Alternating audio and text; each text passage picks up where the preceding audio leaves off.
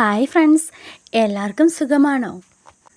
നമുക്ക് തുടക്കം മാംഗല്യം എന്ന സ്റ്റോറിയുടെ 3-ാം പാർട്ടിലേക്ക് പോകാം. അതിനു മുമ്പായി തന്നെ നിങ്ങൾ ഈ ചാനലൊന്ന് സബ്സ്ക്രൈബ് ചെയ്യാനും സ്റ്റോറിക്ക് ലൈക്ക് ചെയ്യാനും കമൻറ്റ് രേഖപ്പെടുത്താനും മറക്കല്ലേ. അപ്പോൾ എങ്ങനെ തുടങ്ങിയാലോ? തുടക്കം മാംഗല്യം പാർട്ട് 3.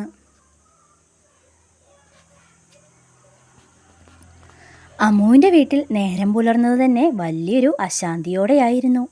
ഹരി കാലത്തെഴുന്നേറ്റ് കല്യാണ ഒരുക്കങ്ങൾക്കായി ഓരോരുത്തരെയും വിരട്ടിക്കൊണ്ടിരുന്നു. രേവതി, എവിടെ നിന്റെ മകൾ ഒരുങ്ങിയില്ലേ എന്ന് അയാൾ ഉച്ചത്തിൽ വിളിച്ചു ചോദിച്ചു. സമയം വൈകുന്നത് ഹരിയെ വല്ലാതെ പ്രകോപിപ്പിക്കുന്നുണ്ടായിരുന്നു. അടുക്കളയിൽ നിന്ന് രേവതി പതുക്കെ ഉമ്മറത്തേക്ക് വന്നപ്പോൾ ഹരിയുടെ മുഖം ദേഷ്യം കൊണ്ട് ചുവന്നിരുന്നു. കാശിയുടെ വീട്ടുകാർ ക്ഷേത്രത്തിൽ എത്തുന്നതിന് മുമ്പ് ഇവിടെ നിന്ന് പുറപ്പെടണമെന്നത് അയാളുടെ വാശിയായിരുന്നു. രേവതിയുടെ മുഖത്ത് ഒരുതരം മരവിപ്പും നിർവികാരതയും മാത്രമേ ഉണ്ടായിരുന്നുള്ളൂ. മകളുടെ വിധിയെ ഓർത്ത് ഉള്ളിൽ പുകയുന്ന സങ്കടം അവൾ കടിച്ചമർത്തി നിന്നു. ഹരിയുടെ ശബ്ദം കേട്ട് വീടിന് പുറത്തു പോലും നിൽക്കുന്ന ജോലിക്കാർ പോലും ഒന്ന് വിറച്ചുപോയി. ഹരിയുടെ ആക്രോശം കേട്ടുകൊണ്ട് ഉമ്മറത്തേക്ക് വന്ന രേവതിയുടെ മുഖത്ത് പുച്ഛമായിരുന്നു. അവൾ ധൃതിയിൽ സാരിയൊക്കെ സൈഡിലേക്ക് ഒതുക്കി മാറ്റി നിന്നു. പിന്നെ ഒരുങ്ങിക്കെട്ടി ഇറങ്ങാനിതിപ്പോൾ വലിയ ഗുണമുള്ള കാര്യമൊന്നുമല്ലല്ലോ. രേവതി ശബ്ദം താഴ്ത്തി പിറുപിറുത്തു. ആ വാക്കുകളിൽ നിറഞ്ഞു നിന്നിരുന്ന പരിഹാസം ഹരിയുടെ കാതുകളിൽ കൃത്യമായി പൊതിഞ്ഞു. ഹരി പറഞ്ഞു, വലതും പറയാനുണ്ടെങ്കിൽ ഉച്ചത്തിൽ സംസാരിക്കണം. അയാൾ ഗർജിച്ചു. രേവതി ഒന്ന് പതറിയെങ്കിലും അവളുടെ കണ്ണുകളിലെ പുച്ഛം അപ്പോഴും ബാക്കിയുണ്ടായിരുന്നു. അല്ലാതെ ഒരുമാതിരി എന്നെ കൊണ്ടൊന്നും പറയിപ്പിക്കല്ലേ. രാവിലെ തന്നെ ഹരി ദേഷ്യത്തിൽ വിരൽ ചൂണ്ടി. ഹരിയുടെ ദേഷ്യം കണ്ടപ്പോൾ രേവതിക്ക് എന്തൊക്കെയോ പറയണമെന്നുണ്ടായിരുന്നു. പക്ഷേ ഹരിയുടെ ആ നോട്ടം കണ്ടപ്പോൾ അവളുടെ വാക്കുകൾ തൊണ്ടയിൽ കുടുങ്ങി. ഇങ്ങോട്ടാരും ഒന്നും പറയണ്ട, ഞാൻ പറയുന്നത് കേട്ടാൽ മതി, ഹരി വീണ്ടും ആവർത്തിച്ചു. ഇന്നലെ രാത്രിയിലെ ആടി അമ്മുവിൻ്റെ കവിളിൽ ഇപ്പോഴും ഒരു നീറ്റലായി ബാക്കി നിൽപ്പുണ്ട്. ക്ഷേത്രത്തിൽ വെച്ച് കാശി താലി കെട്ടുന്നതുവരെ തനിക്ക് സമാധാനമില്ലെന്ന് ഹരിക്ക് തോന്നി. നിന്റെ മകളെ മാത്രമല്ല, അവളുടെ വയറ്റിൽ കിടക്കുന്ന കൊച്ചിനെ കൂടി അവൻ ഏറ്റെടുക്കാമെന്ന് പറഞ്ഞതാണ്, ഹരി രേവതിയോടായി പറഞ്ഞു. ആ വാക്കുകൾ കേട്ടപ്പോൾ രേവതിയുടെ ഉള്ളിൽ ഒരു മിന്നൽ പിണർ പാഞ്ഞുപോയി. മറ്റൊരുത്തൻ്റെ വിത്തിനെയും ചുവന്ന് നിൽക്കുന്ന മകൾക്ക് കാശിയല്ലാതെ വേറെ ആരാണുള്ളതെന്ന് അയാൾ ചോദിച്ചു. അവൻ നല്ലൊരു മനുഷ്യനായിട്ടല്ലേ എൻ്റെ വാക്കനുസരിച്ചത്, അതുകൊണ്ട് മാത്രമാണ് ഈ കല്യാണം നടക്കുന്നത്, അയാൾ തുടർന്നു. അകത്തെ മുറിയിൽ അമ്മു മരവിച്ച മനസ്സോടെ തറയിലേക്ക് നോക്കിയിരിക്കുകയാണ്. നിലത്ത് വീണ് കിടക്കുന്ന ബിച്ചുവിൻ്റെ ആ ചിത്രം അവളുടെ ഹൃദയത്തെ വീണ്ടും മുറിപ്പെടുത്തുന്നുണ്ടായിരുന്നു. തൻ്റെ ജീവിതം ഇത്രമേൽ തകർന്നു പോകുമെന്ന് ബിച്ചുവിനെ സ്നേഹിച്ചപ്പോൾ അവൾ കരുതിയിരുന്നില്ല. കാശിയുടെ രൂപവും അവൻ്റെ കള്ളിൻ്റെ മണവും അവൾക്ക് വല്ലാത്തൊരു അറപ്പുണ്ടാക്കി. കുഞ്ഞുനാൾ മുതൽ താൻ പുച്ഛിച്ചവൻ്റെ മുന്നിൽ തലകുനിച്ച് നിൽക്കേണ്ടി വരുന്നതിൻ്റെ ഗതികേട്. തൻ്റെ വയറിൽ കൈവയ്ക്കുമ്പോൾ അവൾക്ക് വിച്ചുവിനോടുള്ള സ്നേഹത്തേക്കാൾ ആ മനോഹരമായ ചതി ഓർത്ത് സങ്കടം വന്നു.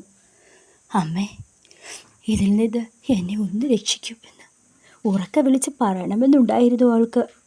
പക്ഷേ പുറത്ത് അച്ഛൻ്റെ ശബ്ദം കേൾക്കുമ്പോൾ അവൾ പേടിച്ച് വിറച്ചുപോയി. ആ കല്യാണ പന്തലിൽ നിന്ന് എവിടേക്കെങ്കിലും ഓടി മറയാൻ കഴിഞ്ഞിരുന്നുവെങ്കിലെന്ന് അമ്മു ആഗ്രഹിച്ചു. ഹരി തൻ്റെ മുറിയിൽ പോയി പഴയ തടിപ്പെട്ടി തുറന്ന് സ്വർണ്ണാഭരണങ്ങൾ ഓരോന്നായി പുറത്തെടുത്തു. അയാൾ ആ ആഭരണങ്ങൾ രേവതിയുടെ കയ്യിലേക്ക് ബലം പ്രയോഗിച്ചു കൊടുത്തു. ഇതൊക്കെ അണിയിച്ച് അവളെ ഒരുക്കിയെടുക്ക് രേവതി, അയാൾ ആജ്ഞാപിച്ചു. രേവതി ആ സ്വർണം ആ മകൾക്ക് കൊടുത്താൽ അതും കാശിക്ക് പോകുമല്ലോ എന്നോർത്ത് അവൾക്ക് അതത്ര വലിയ താല്പര്യമൊന്നും ഉണ്ടായില്ല. അവന് ഇതിൻ്റെയൊന്നും ആവശ്യമില്ല ഹരിയേട്ടാ, രേവതി മെല്ലെ പറഞ്ഞു. പക്ഷേ ഹരി അതൊന്നും കേൾക്കാൻ തയ്യാറല്ലായിരുന്നു.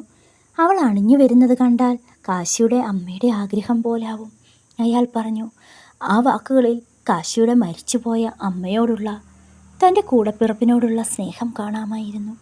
രേവതി വീണ്ടും തൻ്റെ പെറുപെറുക്കൽ തുടർന്നുകൊണ്ടിരുന്നു. അവൾക്കും മോൾക്കും ഈ വിവാഹം ഒരു ശാപമായിരുന്നു. എൻ്റെ മോൾ, അവൾ പറഞ്ഞു. ഹരി അവൾക്ക് നേരെ പാഞ്ഞെടുക്കാൻ തുടങ്ങുമ്പോഴേക്കും അമ്മയുടെയിൽ കയറി. പക്ഷേ ശാന്തനാവുന്ന ലക്ഷണമൊന്നും ഉണ്ടായിരുന്നില്ല. അയാൾക്ക് ചുറ്റും ശത്രുക്കൾ. പാപത്തിൻ്റെ ഭാരം ഹരിയുടെ ചുമലുകളിൽ കനത്തു നിന്നു. ഉള്ളിലെവിടെയോ ഉണ്ടെങ്കിലും പുറത്ത് കാണിച്ചില്ല. അഭിമാനം സംരക്ഷിക്കാൻ തൻ്റെ രക്തത്തെ തന്നെ ബലി കൊടുക്കുന്ന അച്ഛനായി അയാൾ മാറി. ഇതെല്ലാം കേട്ട് അമ്മു തൻ്റെ കവിളിലെ പാടിൽ വിരലൊടിച്ചുകൊണ്ട് വിങ്ങിക്കരഞ്ഞു. രേവതി, നീ നിന്റെ മകളോട് പറഞ്ഞേക്ക് കാശി ഈ കൊച്ചിൻ്റെ അച്ഛനാവാൻ തയ്യാറായെന്ന്. ആ വാചകം ഒരു ഇടുത്തി പോലെയാണ് അമ്മുവിൻ്റെ ചെവിയിൽ വന്ന് പതിച്ചത്. തൻ്റെ വിച്ചുവിൻ്റെ സ്ഥാനത്ത് കാശിയെ സങ്കല്പിച്ചപ്പോൾ അവൾക്ക് വല്ലാത്തൊരോക്കാനം വന്നു. കാശിയുടെ ആ മുഷിഞ്ഞ വസ്ത്രങ്ങളും കള്ളിൻ്റെ മണവും അവൾക്ക് ഓർക്കാൻ പോലും കഴിഞ്ഞില്ല. അവൾ വലിയൊരു ചതിയുടെ ബാക്കി പത്രമാണല്ലോ. അവൻ വലിയൊരു മനസ്സ് കാണിച്ചതാണ് എന്ന് നീയും കൂടെ ഓർക്കണം, ഹരി അവളോടായി പറഞ്ഞു. രേവതി മറുപടി പറയാതെ ആഭരണങ്ങളുമായി അമ്മുവിൻ്റെ മുറിയിലേക്ക് നടന്നു. അവളുടെ കണ്ണുകളിൽ നിന്ന് കണ്ണുനീർ കവിളിലൂടെ ഒലിച്ചിറങ്ങുന്നുണ്ടായിരുന്നു.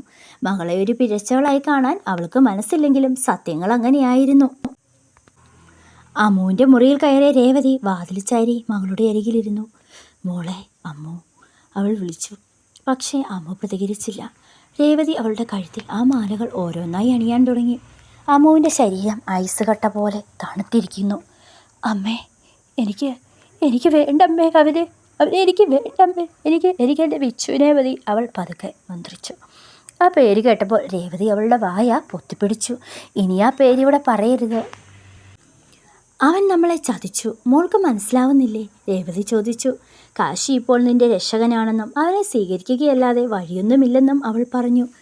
അമ്മു തൻ്റെ തലയിണയിൽ മുഖം അമർത്തി ഉറക്കെ കരഞ്ഞു. അതേസമയം ക്ഷേത്രത്തിലെത്തിയിരുന്ന കാശിയും ജിത്തുവുമൊക്കെ.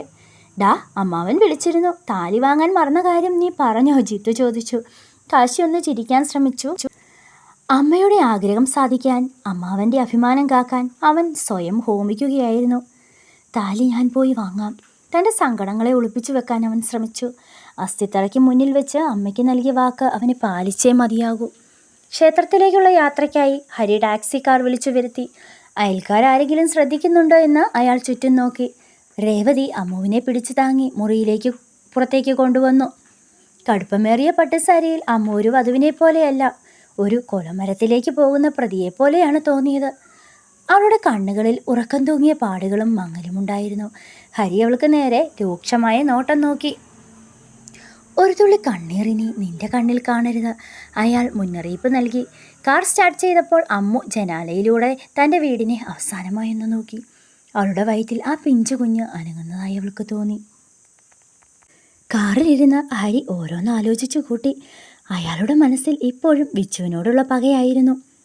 ആരെങ്കിലും തൻ്റെ മകളെ ചതിച്ചു എന്നറിഞ്ഞാൽ അയാൾ അപ്പോൾ അവനെ കൊല്ലാൻ പോയേനെ. പക്ഷേ ഇപ്പോൾ ആ പാപം മറച്ചു വയ്ക്കുക എന്നതിനാണ് മുൻഗണന.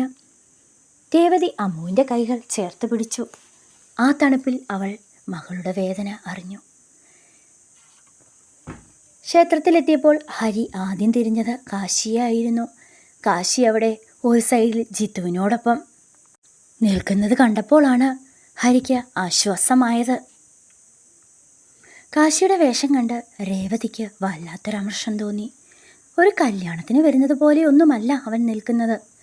മുടിയൊക്കെ പാറിപ്പറന്ന് ഷർട്ടിൻ്റെ ബട്ടണുകൾ അലക്ഷ്യമായിട്ട് അവനൊരു ചട്ടമ്പിയെപ്പോലെ തോന്നിപ്പിച്ചു.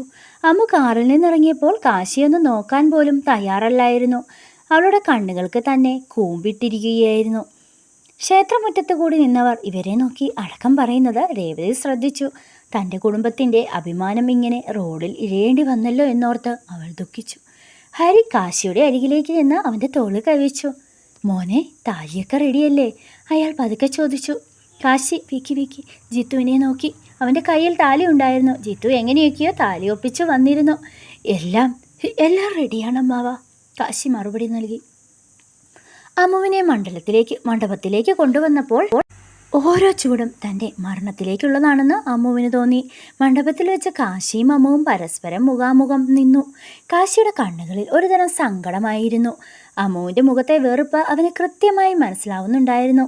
താൻ അവൾക്കൊരു ശത്രുവാണെന്ന് കാശിക്കറിയാമായിരുന്നു. എന്തിനാടാ കാശി നീ ഇത് ചെയ്യുന്നത് എന്ന് അവളുടെ കണ്ണുകൾ ചോദിക്കുന്നത് പോലെ അവന് തോന്നി. പുരോഹിതൻ മന്ത്രങ്ങളൊക്കെ ചൊല്ലാൻ തുടങ്ങിയപ്പോൾ അമ്മുവിൻ്റെ ഹൃദയമിടിപ്പ് കൂടി. വിച്ചുവിൻ്റെ ഓർമ്മകൾ ഒരു നിഴൽ പോലെ അവൾക്ക് ചുറ്റും. തൻ്റെ കഴുത്തിൽ വീഴാൻ പോകുന്നത് സ്വർണ്ണമാലയല്ല, വെറുമൊരു താലിയല്ല, അതൊരു കോലക്കയറാണെന്ന് അവൾക്ക് തോന്നി. താലി കെട്ടാൻ പുരോഹിതൻ നിർദ്ദേശിച്ചപ്പോൾ കാശിയൊന്നും മടിച്ചെങ്കിലും അമ്മാവൻ്റെ മുഖത്തെ ആ നിസ്സഹായത കണ്ടപ്പോൾ അവന് തൻ്റെ ജീവൻ തന്നെ നൽകാൻ തോന്നി. അമ്മുവിൻ്റെ കഴുത്തിലേക്ക് അവൾ താലി നീട്ടിയപ്പോൾ അവളൊന്ന് പിറകോട്ടു ചലിച്ചു. അപ്പോഴേക്കും ഹരി അമ്മുവിനെ രൂക്ഷമായൊന്ന് നോക്കി. ഹരിയുടെ രൂക്ഷമായ നോട്ടം കണ്ടപ്പോൾ അവൾ അവിടെ തന്നെ തറഞ്ഞു നിന്നു. കാശി പതുക്കെ ആ താലി അവളുടെ കഴുത്തിലണിഞ്ഞു. അവൻ 3 കെട്ടിട്ടപ്പോഴും അമ്മുവിൻ്റെ ജീവിതം, അമ്മുവിൻ്റെ ആത്മാവ് ഓരോന്നായി ഇല്ലാതാകുന്നത് പോലെ അവൾക്ക് തോന്നി. ആ നിമിഷം മുതൽ അവൾ കാശിയുടെ പെണ്ണായി മാറി. ക്ഷേത്രമുറ്റത്തെ മണികൾ മുഴങ്ങിയപ്പോൾ അത് തൻ്റെ മരണമണിയാണെന്ന് അവൾ ഉറപ്പിച്ചു. രേവതി തൻ്റെ മുഖം സാരിത്തുമ്പ് കൊണ്ട് മറച്ച് കരഞ്ഞു. വിവാഹം കഴിഞ്ഞതോടെ ഹരിയുടെ മുഖത്തൊരു വിജയഭാവം വന്നു. തൻ്റെ മകൾ ഇപ്പോൾ ഒരു സനാഥയാണെന്ന് ലോകത്തിന് മുന്നിൽ അയാൾക്ക് കാണിക്കാം. പക്ഷേ ജിത്തു, അവൻ മനസ്സിൽ പറഞ്ഞു, ഇനി ഈ മൂദേവി കാശിയുടെ ജീവിതത്തിലേക്ക് കയറുകയാണല്ലോ. ആ വാക്ക് കാശി കേട്ടെങ്കിലും അവൻ മിണ്ടിയില്ല. അവൻ അമ്മുവിനെ ഒന്ന് നോക്കാൻ ശ്രമിച്ചു. പക്ഷേ അവൾ മുഖം തിരിച്ചു. അമ്മുവിൻ്റെ മനസ്സിലിപ്പോൾ വിച്ചുവിനോടുള്ള ദേഷ്യവും കാശിയോടുള്ള വെറുപ്പുമൊക്കെ ആയിരുന്നു. അപ്പോഴേക്ക് ഹരി അവിടേക്ക് വന്നു. ഹരി പറഞ്ഞു, ഇന്ന് നിന്റെ സാധനങ്ങൾ അവൻ്റെ വീട്ടിലേക്ക് മാറ്റണം. അമ്മു മറുപടിയൊന്നും പറഞ്ഞില്ല. തൻ്റെ വീട്, തൻ്റെ മുറി, തൻ്റെ സ്വപ്നങ്ങൾ എല്ലാം ഇവിടെ അവസാനിക്കുകയാണല്ലോ.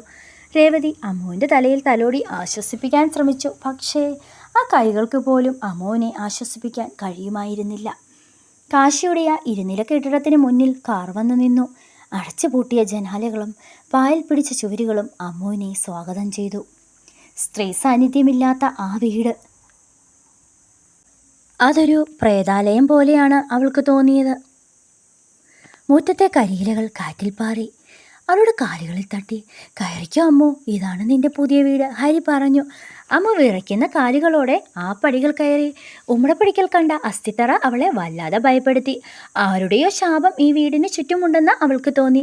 കാശി അകത്തേക്ക് ചെന്ന് അവളുടെ റൂമൊന്ന് വൃത്തിയാക്കാൻ ശ്രമിക്കുകയായിരുന്നു. അകത്ത് കയറി, ഇവിടെയാണ് നീ താമസിക്കേണ്ടത്, ഹരി പറഞ്ഞു. അമ്മു തൻ്റെ ബാഗ് റൂമിൻ്റെ ഒരു മൂലയിലേക്ക് വലിച്ചെറിഞ്ഞുകൊണ്ട് കട്ടിലിലിരുന്നു. രേവതി ഓരോന്നായി അടുക്കി വെക്കാൻ തുടങ്ങിയപ്പോൾ ഹരി അവരെ വിലക്കി. അതൊക്കെ അവൾ തന്നെ ചെയ്തു കൊള്ളും, നമുക്കിനി പോകാം, ഹരി പറഞ്ഞു. അമ്മുവിനെ അവിടെ തനിച്ചാക്കി അവർ പോകാനൊരുങ്ങിയപ്പോൾ അവൾ കരഞ്ഞുകൊണ്ട് അമ്മയുടെ കൈകളിൽ തൂങ്ങി. എന്നെ തനിച്ചാക്കല്ലേ, അമ്മു തിലവിളിച്ചു. ഹരി അവളെ പിടിച്ചു മാറ്റിക്കൊണ്ട് പുറത്തേക്ക് നടന്നു. രേവതി തിരിഞ്ഞു നോക്കാതെ കരഞ്ഞുകൊണ്ട് കാറിലേക്ക് കയറി. കാർ ദൂരേക്ക് മറയുന്നത് വരെ അമ്മു ആ ഗേറ്റിൽ നോക്കി നിന്നു. തൻ്റെ ഏക ആശ്രയവും നഷ്ടപ്പെട്ടതുപോലെ അവൾക്ക് തോന്നി. കാശി പതുക്കെ അവളുടെ അടുത്തേക്ക് ചെന്നു. അമ്മു, അകത്തേക്ക് കയറ്, അവൻ മെല്ലെ പറഞ്ഞു. അവൾ അവനെ ഒരു വിഷപ്പാമ്പിനെ നോക്കുന്നത് പോലെ നോക്കി. എൻ്റെ തൊട്ടു പോകരുത്, അവൾ അലറി. കാശി മറുപടി പറയാതെ തൻ്റെ മുറിയിലേക്ക് കയറി. അമ്മു ആ വലിയ ഉമ്മറത്ത് തനിച്ചിരുന്ന് കരഞ്ഞ്. വീടിൻ്റെ ഓരോ കോണിലും ഏകാന്തത തളം കെട്ടി നിന്നു. അടുക്കളയിൽ നിന്ന് പാത്രങ്ങളുടെ ശബ്ദം കേട്ടപ്പോൾ അവൾ അത്ഭുതപ്പെട്ടു. മാളു അവിടെ വന്നിട്ടുണ്ടായിരുന്നു. അവൾ അമ്മുവിന് ചായയുമായി വന്നു. മാളു സ്നേഹത്തോടെ അവൾക്ക് ചായ കൊണ്ടു കൊടുത്തെങ്കിലും അമ്മു അത് നിരസിച്ചു. രാത്രിയായപ്പോൾ ആ വീട് കൂടുതൽ ഭയാനകമായി തോന്നി. കാശി പുറത്തെ കട്ടിലിരുന്ന് സിഗരറ്റ് വലിച്ച് പുകവിടുകയായിരുന്നു.